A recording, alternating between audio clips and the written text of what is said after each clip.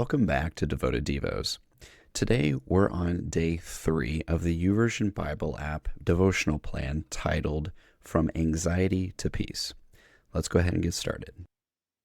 Authenticity is an important value to me. So often I have found it difficult to muster up positive thoughts or statements when they simply do not line up with my feelings. For example, if I have flu-like symptoms, I'm not going to repeatedly say, I'm not sick, I'm not sick, I'm not sick.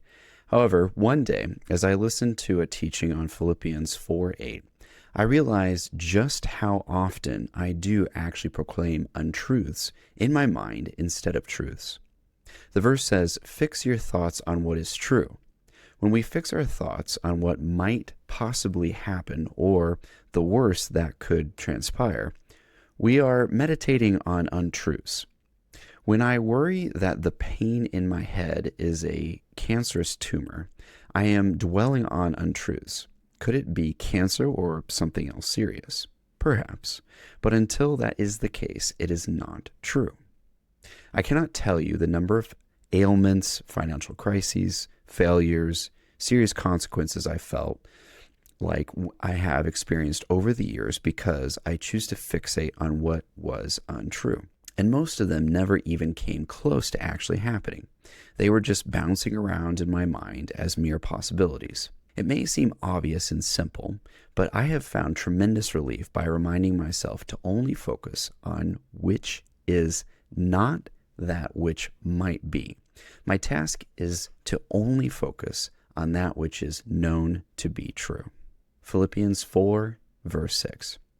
Do not be anxious about anything, but in everything by prayer and supplication with thanksgiving, let your requests be made known to God. And the peace of God, which surpasses all understanding, will guard your hearts and your minds in Christ Jesus.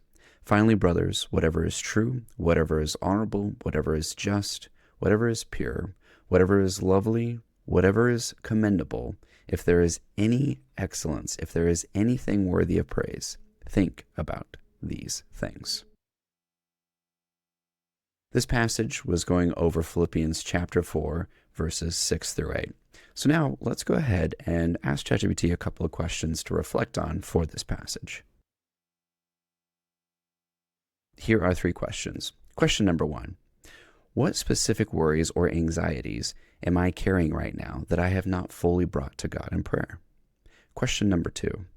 When I feel anxious, where does my mind naturally go? And how does that compare with Paul's instruction to think about what is true, noble, right, pure, lovely, and admirable? Question number 3.